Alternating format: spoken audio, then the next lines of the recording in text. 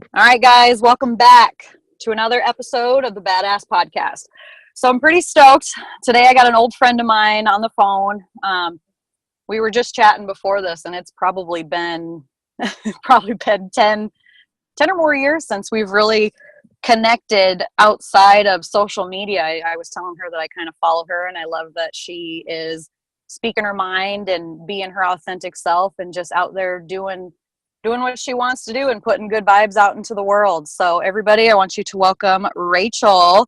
And she just recently got married. So I've always known her as Rachel Wachi, but I believe it's Rachel Daniels now, isn't Yes, ma'am. it? All right. So first I want to talk a little bit about your story, what you've been up to in the last 10 years, because for me, I know that for the lack of a better word, we used to have a lot of fun in high school. We'll just say that. I think me and you and a bottle of Jack had a hell of a time more than once. So, what have you been up to since then? Oh man, yeah. Since we had threesomes with Jack, that was always fun. Well, shit. Yeah. So yeah, we had a lot of fun in high school. A lot of partying. Oh yeah. Up to no good, pretty much most of the time. And then yeah, I moved out to Washington, where my family's from, and started going to school. Hated And what'd it. you go to school for? So when I first started, I was like, oh, I'll go for, like medical, like nursing or some shit where I can make a lot of money and, only have to do like a 2-year program or whatever. But turns out I can't handle gross shit or blood. I like passed out. So that wasn't going to work. And I don't really want to touch people. So I just kind of took some prereqs and kind of dicked around and kind of just went where I felt like I should go, and I ended up majoring in environmental studies with a bio specialization. So a lot of science and a lot of I think it's just like common sense shit, like just how the planet works, what our impact is on the planet, just, I don't know, basic shit that you can figure out if you use your brain, I guess. Um, and so, yeah, graduated, what, I don't even know when, don't know, can't think of it. Um, But yeah, so got out of school. My degree was pretty much worthless. Couldn't find a job. The economy sucked. So I just kind of did whatever. I freaking, you name it, I probably did it. I bartended. I landscaped. I did land restoration work. I worked for the county for a while on their noxious weed control board, just anything and everything. Um, Worked at a pot farm for 3 years, which is really cool. And then I just got my gig at the county right now. So that's all good and cool. Went through a lot of bullshit, I guess. I don't know. I feel like your early 20s is just full of bullshit, and everyone kind of has to like go through their shit. I feel like, especially like, like if you come from a not so good home life where Mm-hmm. it's pretty fucked up, but when you're a kid you think it's normal, or you just like ignore it or push it down or don't deal with it or whatever, just to, I guess, survive, like just Mm-hmm. get day to day. So I feel like when you're in your 20s, coming from that kind of a background, that shit like bubbles up. It is weird, but it just like all comes up and surfaces, and yeah, so there's a bunch So of bull. when do you think you kind of started to realize like, whoa, my adolescent years were totally messed up and I need to fix this? I think it was probably I wasn't 21 yet. I was probably 19 or 20, and I was pissed off. I was fucking angry about everything. I had the shortest fuse. I was fucking, oh my god, I hated everyone, hated everything, was not happy. And I was always the kind of person that was like, oh, depression is bullshit. It's a fucking excuse for people to lay around and be lazy. That shit's not real. Mm-hmm. But I ended up going to a doctor, and I was like, listen, like, I'm pissed off. Like, I'm fucking raging all the time, and it's not cool. Like, and the doctor was like, yeah, well, that's a pretty huge symptom of depression and anxiety and all this shit. And I was like, what the fuck? But I think that's when it was kind of like, oh, like you got some shit going on in your fucking head that you need to deal with, or it's gonna eat you alive. So what was your next step then? You go see a doctor, they diagnose you with Right. depression, anxiety, whatever it is. So did you start medication or therapy, or what was your next step? Oh yeah, so they put me on pills. You once again, you name it, I've probably been on it. All kinds of fucking antidepressants, anti-anxiety, blah blah blah. And I think that shit helps a little bit. Like if you're in a really dark place and you just kind of need like a life jacket to kind of pull you up above water, like I think it's a good thing. I don't think it's too horrible. I don't know. There are a lot of shitty side effects. This one I was on, I think it was like Effexor, pretty much. I don't. It was really weird. It made me like hate food. I fucking withered away pretty much. I was down to like I don't even know, probably 100 pounds of just skin and bones, just nasty fucking weak shit. So yeah, I don't know. It's good and bad. Um, Went to some counseling, just like traditional, I don't know, talk therapy or whatever you want to call it. Yeah. And I don't know. I think that that shit has its place too, but and I think it's nice if you need someone to talk to that's not gonna like judge you or be biased or tell you what to do or whatever. But I don't really think that that helped my issues per se. Yeah. So what did you do when you decided, that like counseling and therapy wasn't really like, I don't know, your cup of tea? Um, I think I just started to say fuck it. Honestly, like I That's what I say about everything. Just fuck it. What's the worst that could happen? fuck it, like because I had all this guilt and all this bullshit from being raised in what I was raised in, and Mm-hmm. so I just kind of stopped caring. It was like, who gives a fuck what my parents think or what my family thinks or pretty much what anybody thinks. Like, it's not their fucking life. They're not living my life. They have their own shit to deal with, which they can fucking deal with on their own. Like, Mm-hmm. I just kind of split off. I didn't talk to a lot of people. I didn't talk to a lot of family. And I don't I think it was for the best, honestly. Yeah. So who did you use as kind of a support system to get you through all of that, or did you have one? Um, so the worst of the shit that I was going through, I was dating this guy, and he was pretty supportive. He took really good care of me because I was super fucking sick. Like I said, I was like, yeah, wasting away in bed pretty much. And his family was super cool. They are just like, I don't know, some of the best people you'll ever meet. They have a huge heart and just kind of like welcomed me into their home, and it was just kind of like that good, accepting, warm family that I kind of always needed and lacked. So that was just kind of a really nice place to start. Um, it didn't end well. We ended up breaking up and all this shit. But I don't know. I think for me, the best thing to do when I was feeling like that was just to be alone. Like I moved out, I got my own trailer, this little fucking dumpy ass trailer in the middle of nowhere. I had I my love it. animals and just me, and it was cheap rent, and that's really when I was like, yeah, like I'm starting to feel better. No one's fucking influencing me. I don't live with anybody. I don't have to deal with anybody's shit. Like, and that's yeah. I just did what I wanted to do, focus on myself.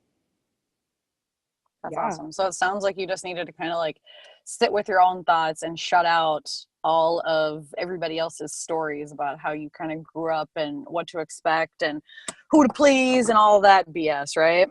totally. Yeah, get rid of like I wasn't dating anyone at the time. I didn't date anyone for I don't know, like quite a few months. Just like yeah, just doing my own thing, working out, fucking focusing on school so I could finally get my degree just because I hated it so much. It was, fuck, I just need to like do it. I just need to buckle down and get the shit over with. Well, and I know you're a horse person, which is another reason that we get along so well. You have what, 2 horses now, 3 horses now? Oh, I'm up to 3. No more. I cannot take more. No, I hear you. I got 4. I'm like, I am maxed out. Don't send me any more horses. I'm a sucker for a good rescue. But anyway, so I'm familiar, or like I teach like equine therapy and things like that. And for me, like horses really keep me grounded, keep me in check. And honestly, they're like a healing all in their own. So did you find any comfort in your horses or anything of that nature?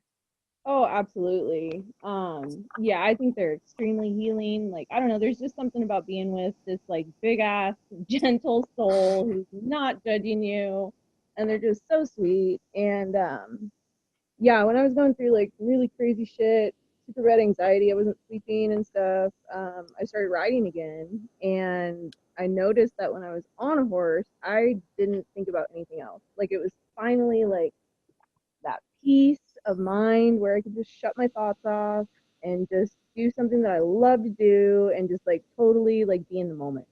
Ugh, And that gives me goosebumps. I'm the same way. I love everything about that. So tell me more. it's huge. Yeah, it's a huge thing. Because I mean, I moved back and I didn't have a horse here. I just kind of didn't really think. I was partying a lot and there was just, other priorities. And then, but yeah, ever since I got back into riding, I've had horses ever since. And yeah, I wouldn't give them up for anything. Yep, me too. They are, I've had so many people that are like, why do you have four horses? I was like, because I love them and they're my big fur babies. Like, I'm Yeah, not getting rid of them. So, so exactly. in addition to horses, what is your, so where did you really start to transition? Because I know you're talking a lot about some dark places that you're in. From me as an outsider, it looks like you're in a pretty solid place now. Like I would never have assumed any of these things. So you must have hit it pretty well, or maybe you were like hiding on social media, or like when did you start to like get your head above water and be the person that you are today? Um, so yeah, you're right. I totally just fucking like kept it undercover. Like that was a big thing in my family. Like you just kind of like shove shit down. Like don't let anybody see what's going on with you or what your emotions are. So, but inside, yeah, I was fucking falling apart. Horrible, horrible shit going on in my head. Mm-hmm. So I guess, so yeah, when I was probably 24, when I was living by myself and just my animals and totally fucking just digging that, focusing on myself. Um, I one of my good friends actually, she passed away now, but we were really close, and she gave me the Law of Attraction book. I think it was like the first one's like Ask and You Shall Receive or something. And Yes. dude, totally, it resonated. I was like, fuck yes, like this is it. Like this is the key to the fucking universe, pretty much. Like this is how shit works. Mm-hmm. Um, and so I just kind of took that to heart, and it made sense to me. And I mean, basically, like one of the big tenets of that is just like you only focus on yourself. Like everyone else is doing their own shit. They're gonna say what they want to say. They're gonna do what they do. They're gonna be who they are, and none of that has jack shit to do with you, or their shit has jack shit to do with anybody else. Like it's just, I don't know. It really helped me just focus on myself and not have that anxiety about like, oh, I'm gonna fuck up, or people are gonna think this about me, or if I do this, then someone's gonna be disappointed in me. It was just like, no, fuck that. Like, I'm gonna do what I want to do and not care about Yep. what anyone else has going on in their heads because it really doesn't have anything to do with me. So that was like Yep. a huge thing. Nope, I love everything about that. I refer to that as like staying in your own lane. So like don't So, worry about what the hell other people are doing. Like focus on you, stay in your own lane. You're moving forward. You don't have to give a shit about what anybody else is doing around you, because their opinion of you is none of your business, for one. And two, like when you start focusing your energy on somebody else, like you're not focusing on you and you're not moving forward, right? And so stay in your own lane. I discovered the law of attraction back in 2006 when I'm sure if you're familiar with the law of attraction, you've heard of the book The Secret and the movie The Secret. So that totally. was kind of my opening to the law of attraction. And I was just like you, I was like, oh my God, there's a whole nother world out here and this is how things work. So tell me, so another part of like the law of attraction is like focusing your energy on the things that you want to manifest in your life. So can you think of a time where you were like, oh, this is gonna happen, and these are the steps I'm gonna take. I'm gonna manifest this into reality. Can you walk me through a scenario that pops in your head for that? I think that just yeah, I mean, if you I don't know, like everything in life since that, I think much has been like that, honestly. Like, I yeah, know it's crazy. I know. I'm seriously, yeah, it is crazy. Everyone needs to read that book because yeah, it'll change your fucking life. It might be like, oh, this is some weird shit, but like, no, just sit there and fucking absorb it and think about it, and it makes sense and it fucking works. Because there's no way that you can have a good life or a positive life if your head's in fucking hell. You just can't. Yeah, I like to tell people that they can't shame themselves into wealth. They can't body shame themselves into being thin. They can't hate themselves to being happy. Like, it's just not possible. Right, right. Totally. And so I think it just kind of started, I was like, oh, I don't know, I just want to feel good like that. I just want to be happy. I just want to think good, good shit about myself, good shit about other people, good shit about life. Like, life doesn't have to be this horrible fucking thing that I've always thought it was up until that point. So that's kind of where it started. And I mean, immediately life improved. Like, when you just focus on like the good shit and focus on what feels good, basically, instead of what you have to do or what you should be doing or how you should feel and all that shit. And then I met my boyfriend, who's my husband now. He Congratulations, by the way. That's pretty awesome. yeah, never ever ever thought I'd be married and Oh, really you and me both, man. right. It's like, what the fuck is this? But yeah, like we've known each other since we were like, I don't know, we met when we were like 17 and kind of dated on and off for a minute, and then spent some time apart and kind of reconnected. And he was so cute. He just kind of like started moving his shit in like item by item. We didn't really talk about it, and then one day he just started paying rent. I was like, okay, well, this is cool. Like, that's fine. And yeah, shit was just really good with us. So that was cool. I graduated. I got, a good job, a decent paying job, um, pretty much right out of school. And that was another part of law of attraction, because I was just like, I wasn't worried about it. I was like, there's so much opportunity out there. I'm going to manifest all this opportunity. I'm going to be able to pick and choose what I want to do. And so, yeah, manifested like better income, better fucking positions, just kind of worked right up the ladder. And when we got our house, because we were talking about we both lived in this like shitty ass trailer, and it was fucking awful. It was like freezing cold. Like, the toilet would freeze up in the wintertime. Like, oh my god, it was just horrible. So we were like, well, fuck, like, we need to get a house. We need to stop wasting our money on rent. Like, we need to be putting it into our own pocket. And it was so weird how it fucking happened. Speaking of manifesting shit, I talked to this realtor like a couple times, and I was like, well, look, like, we're kind of at the point right now where we need to like work on our credit and shit like that. Like, we're not ready to get a loan and all that stuff. Uh-huh. So like, just kind of like keep us in mind, but don't really look for us. And it had to have been like a few weeks, maybe a month after we had that conversation. She texted me and she's like, I found your house. And I was like, what? And she's like, yeah, come out and take a look. And it was fucking perfect. 5 acres, perfect for the horses. Like, the house is a fixer upper, but my husband's super handy. Like, there's nothing that he can't do, pretty much. He amazes me. Um, so yeah, we just kind of manifested that, and it was crazy. Someone put in an offer like right before us, and it was gonna go through. We're like, oh shit, like, we missed out on it. But I just kind of like kept it in my head, like, no, that's our house. Like, something's gonna happen. We're gonna get that house.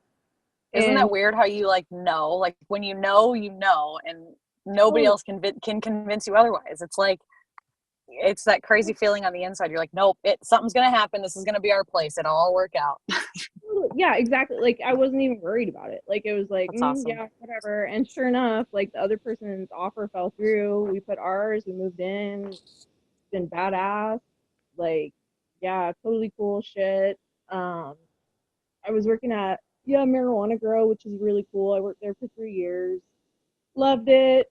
Um, but they had a lot of internal bullshit going on with their company, so it started kind of going downhill, and I was again like getting super fucking stressed, anxious, depressed, whatever you want to call it. And then it was just kind of like, no, like you got the shit. Like there's tons of fucking jobs out there, especially with like my experience that I gained and all that kind of shit. I was like, no, I have options. And yeah, scored great fucking job at the county. It pays well. I have fucking benefits. I have vacation time, sick time, all that shit, which just blows my mind. Good schedule. So yeah, that was part of it. And yeah, just pretty much, I don't know, I think income, money is something that I can just kind of manifest. Weird how, I don't know, it's weird. People think it's fucking bullshit, but I swear to God, if you just think about checks and money coming to you, that shit will come. It'll appear from somewhere. Like It will. you really manifest it. It will. I have a similar story. Not to get off topic, but with the law of attraction, like when I was pregnant with my daughter, like I was talking to you before we started this podcast, I love the ocean. And I was like, I need to go to the ocean. I need to go to the ocean. And my husband's like, we're having a baby. We don't have money for the ocean. So every day I journaled and meditated and thought about nothing but the ocean. And I won a fucking Hawaii trip, an all exclusive or an all expense paid Hawaii trip. I was like, boom, manifested that shit. So it's possible. Cool. But yeah, if you just focus your energy. So I love that. Like you focus on checks, you focus on money, you focus on income. You don't focus on the bills, you don't focus on the debt, you don't focus about like how little money you have in your account or things like that. You focus on the abundance part of it and how all of it is coming to you. And it's like magic how it appears. Oh yeah, totally, literally, yeah, magic out of fucking thin air. So yeah, it's just that started working, and I mean, I don't know, it's hard to like keep your mind on that shit, especially when you have other shit going on. I mean, like you're a mom, you work, like just yeah, anybody like daily life kind of takes a toll every now and then. But it's like if you can just like take that time to refocus a little bit and concentrate and direct that energy, it's a huge thing. Yep, I certainly agree. So sounds like you got your shit together now. Do you have any struggles or challenges that you faced? I don't know. We're already into almost August this year. So has there been anything coming up as of late? I mean, you have a house, you have a husband, you have some pretty awesome things going for you. Have you had any challenges lately? I mean, not anything like extraordinary. No, I think the biggest thing we've been dealing with is fucking vehicles, which yeah, I don't know. It's because I need a horse hauler. I need a fucking truck that can haul all three of my fat ass horses around. So we've Mm-hmm. just kind of like I don't. But again, like we're manifesting better and better rigs. Like we have a fucking '05 Dodge that we're gonna sell and hopefully get something even better. So it's I don't know. I can't really say that I've been struggling too much. Life's been pretty good so far. No, that's awesome. And you know what's funny is I'm glad that you say that because there's some people who almost, some women that I talk to almost look for something to be challenging or look for something to be struggling or to struggle with. And it's almost like they're ashamed to be happy, you know, Totally. and to celebrate that success. And it's like, no, man, like you can be happy and you can talk about it and you don't have to be sad or angry or depressed or messed up in the head. Like you can have all these things and be happy too, you know? So that's, I think that that's really awesome. Yeah. So how do you kind of keep up with all of this? Do you, what's your self-care routine look like? Self care. I need a lot of sleep. That's awesome. So I fucking make sure, I go to bed at a decent hour. I fucking wake up at a decent hour. When I was sick, when I was super sick, I did not give a fuck about my appearance, dude. I was so gross. Like, I'm not kidding you. I would shower like maybe once a week. I would go to school in fucking pajamas and sweats every fucking day. Hair just disgusting. No makeup. Like, because when you don't fucking feel good, you don't give a shit about your appearance or how you come off because you're just hating everything. Uh-huh. So now it's, I don't know, when you look good, you do feel good. So Uh-huh. I think that's a big part of it too. Not to mention, like, I have a job where I kind of have to look presentable because I work for fucking government. So I think that's like a big part of it too, just to get ready, get your shit together in the morning, put on something that you feel good in, do your makeup, do your hair, do whatever makes you feel good, or don't if you feel better that way. That's a big part of it. Um, I try to exercise, not nearly as much as I should, but I don't know, a couple times a week I'll do like a HIIT workout, like just bang it out in 15 minutes, or yoga or Pilates or a hike or something. I think well, like you said, actually, like I follow your stuff all the time too on social media, and you are like a super good, like kind of like a Jiminy Cricket, like just like some like a good presence, like as a reminder to be like, hey, move your body, like don't forget, like be mindful, meditate, like do what you got to do, and you've actually been a really big help with that too, because it's like I sometimes I forget, like I'm not a lazy person, but I just like I get bored with workouts. I have to switch it up a lot, or I just don't want to do it because I'm fucking bored with it. So that like yeah, you were just a really good reminder. Like you need to do something, whether it's just fucking like stretching or going for a walk or going outside with the animals or something. That's huge. Yep. I think a lot of people get hung up on, oh, I have to do this program, or I have to do this exact diet plan, or I have to do this exact exercise. And it's like, no, man, if you move your body 20, 30 minutes a day, it doesn't matter what it looks like. It just matters that you are moving. If that's a walk, if that's a horseback ride, if that's burpees, or if you go do yoga, or if you go do Pilates, or if you go swimming. I mean, like, it looks different for everybody. Like, I rarely do the same workout more than a couple days in a row, you know? But I'm like you, I get bored easy, so I have to do the CrossFit, the biking, the walking, the horseback riding. I have to mix it up, or I won't do anything. So Exactly. And yeah, and it is huge because like I don't know, it just kind of like gets you out of your head. You get all those endorphins going. You just get all yes, shit moving around, and yeah, that's big. I don't eat the best, but I don't eat like fast food every day. I don't eat a whole lot of sugar. So I try to eat, just like balanced meals, I guess. hmm Um, that's a big thing. And I just try to keep my head right. Like I stay out of drama, like at all costs. I don't, if like my friends are like starting to shit talk about someone that I'm friends with, it's just kind of like, nope. Like I remove myself from the situation. I don't shit talk about my friends. Like I just avoid all that kind of bullshit. Um, or if someone's dramatic or being dumb about something, I just don't have anything to do with it. And I think that's self care. To me, I would call that self care.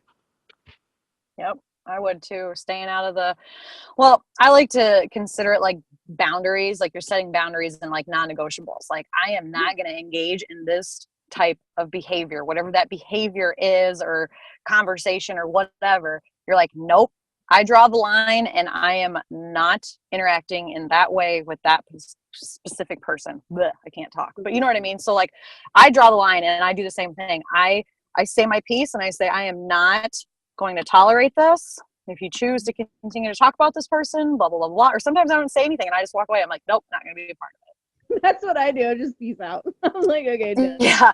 Depends on, sometimes I have an issue like holding my tongue. And so I'll be like, don't be like, and sometimes I'll just tell people like, don't be an asshole. Don't be an asshole. And then I'll just walk away. Like, just remember, when you talk shit about people, it's karma. It'll come back to you. So just Totally. remember that, Totally. you know? Even like shit, even like people that just complain and like bitch about shit, like Ugh. fall into that because that's fucking awful. And like you said, like people look for shit to be pissy about. They look for shit that's, oh, poor me.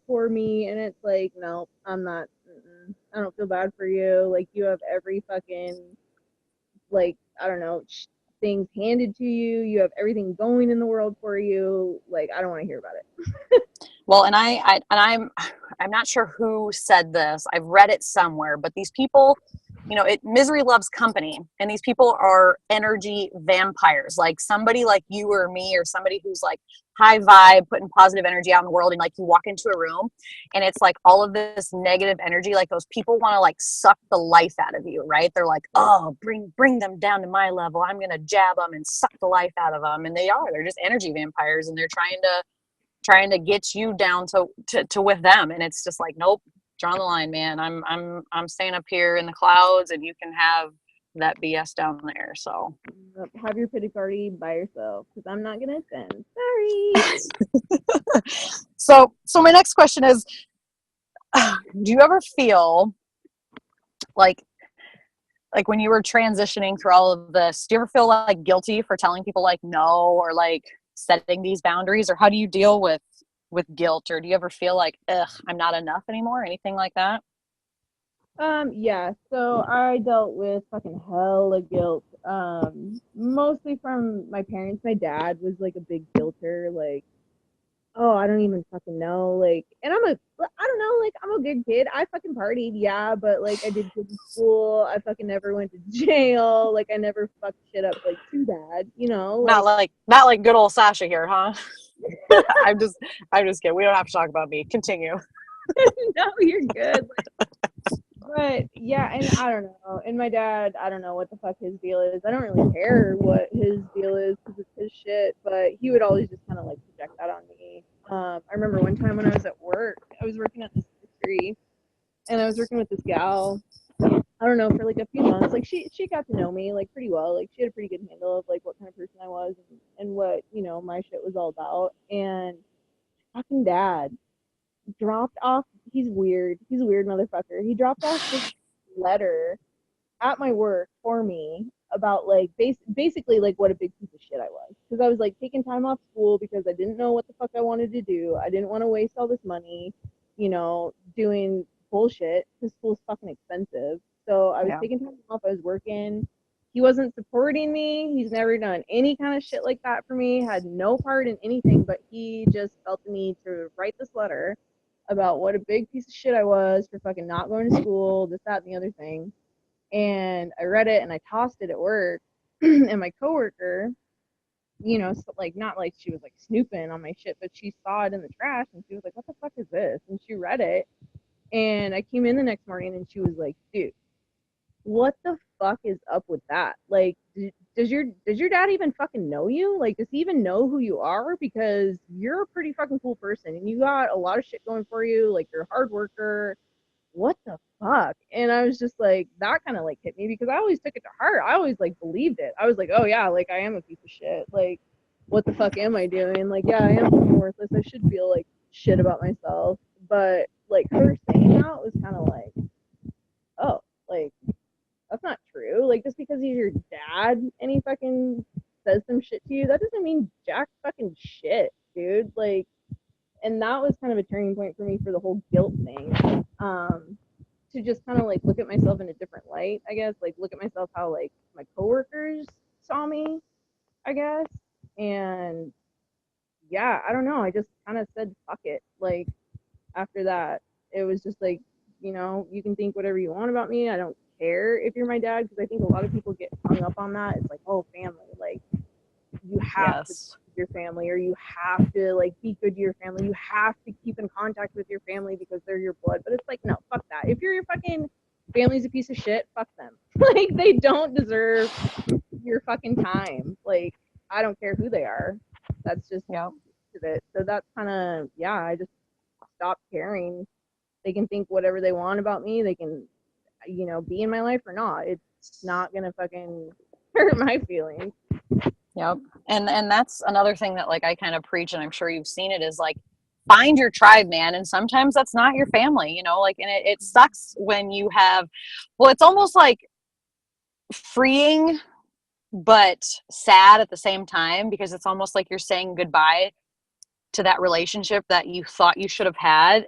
But it's Totally. also like that freedom that you're like, oh my God, there's other people out there who actually care about me and see me who I really am, and not all these bullshit stories that my family has bestowed upon me, kind of thing. And it's almost like an aha moment. At least for me, it was like, my eyes were open and I could Mhm. see clear, but I was a little sad at the same time. Oh yeah, no, I still get like kind of bummed out because I mean, I don't know, it fucking sucks. Not like, I don't, they're your parents. Like, it's just natural to fucking want that relationship and want Mm. that love and that unconditional, support and, have them just accept you for who you are. But for a lot of people, that's not the case. And yeah, it's sad, but like, go form that with someone else. Like, there's tons of people who fucking want to be that for you. And like, it doesn't matter if you're fucking genetically related to them or not. It's what is on the inside that counts, honestly, I think. Yep. And that goes back to, at least for me, kind of goes back to like the law of attraction and like the vibes that you put out in the world, like, and you accept that and you're good with who you actually are. It's almost like the people who are similar to you start to gravitate towards you. And it's like, Totally. oh man, these are the type of people that I want in my life. And then it just kind of validates you saying goodbye to the people that no longer support you. Oh, absolutely. Yeah, no, I couldn't agree more. So no, I can totally relate to the family story. I had, well, I mean, shit, you you know my parents and how many times I got kicked out of my house and the cops called on me and God, who knows what, and I get it. I get it. I've been called a piece of shit more times than I care to count, and you got to Totally. kind of come to terms with that, you know what? Neither of us are pieces of shit, no matter what anybody says. We are out here doing us, bettering ourselves, and inspiring others to do the same. Absolutely. So, no, props to you. That's a hard pill to swallow and a hard lesson to learn, but um, it really just opens you up to a whole new world of possibilities and support and community and good vibes coming your way. It's almost like you create that space for more goodness to come to you when you say goodbye to the stuff that no longer serves you. Absolutely. And I'm a big believer in like what doesn't kill you makes you stronger. Like, I really do think that people who Oh yeah. have come from, adversity or shitty situations or just had, I don't know, had a hard life, had to like figure shit out on their own, didn't have everything handed to them, didn't have everything all mapped out. Like, I think those people who can fucking like rise above that bullshit are 10 times fucking stronger than, some little baby who has a fucking great support system and, caring parents and this, that, and the other thing, never had to worry about money or where they're gonna live or how they're gonna eat or anything like that. So I'm honestly like, today I can fucking truly say that I'm thankful for everything that fucking shaped me to be what I am now. Yep. Every experience that either of us have been through, the good, the bad, the super ugly, has made us who we are today. We wouldn't be having this conversation today without all of those struggles and overcoming them. Absolutely. So it's just coming to realize that, and you and I are both stronger for it, and we live to tell or we live to tell our story another day. Exactly. Yeah, you didn't fucking kill us, motherfucker. Try again. Yup. Can't kill me. Can't keep me down. Knock me down. I'll just keep getting back up.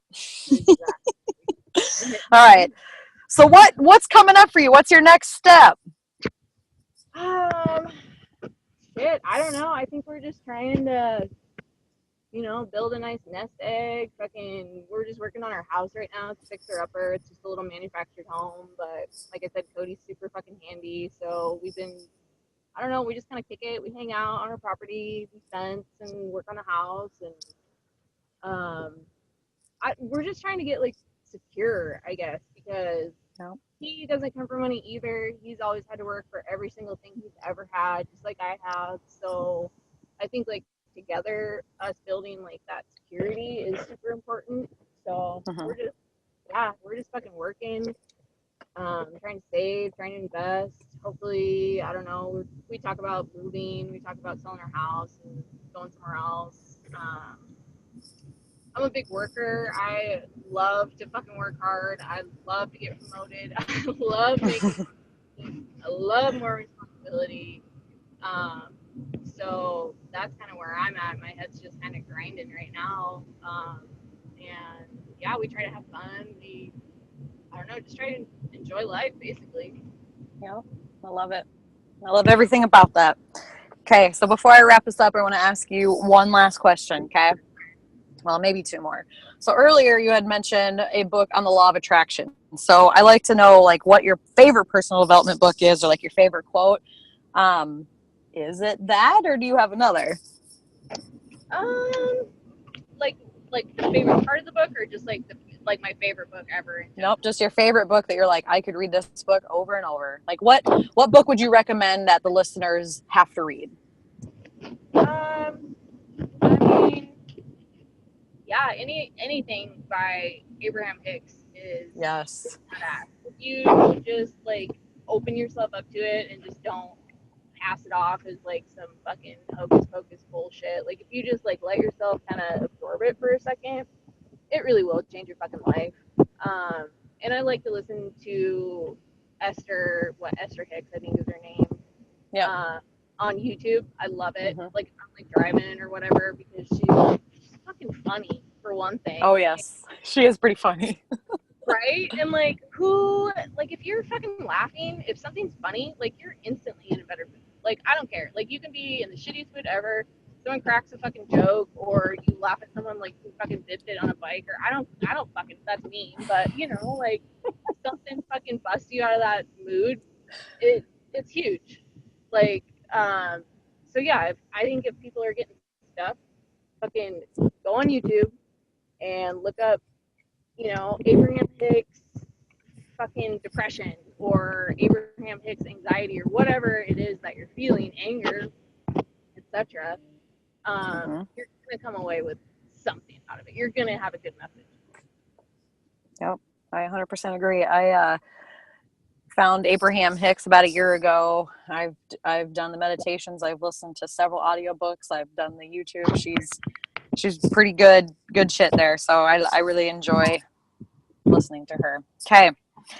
So I absolutely loved everything about this conversation, every part of it. It was raw, it was real. It's a human experience. You know, me and you were just friends chatting and sharing our life, or you sharing your life with us. And I think that was just incredible. I enjoyed every part of it. So if people, if anybody wants to reach out to you, how do they connect with you? Just follow you on Facebook, or are you easier to find somewhere else, or what? Well, yeah. First off, thank you for chatting with me and asking me to do this. It was super fun. It was super cool to fucking talk to you again. I love it. Yeah, you were one of my like best fucking friends in high school. We had a blast. Yeah. So that was great. Thank you. If I don't know if anyone does really want to hit me up.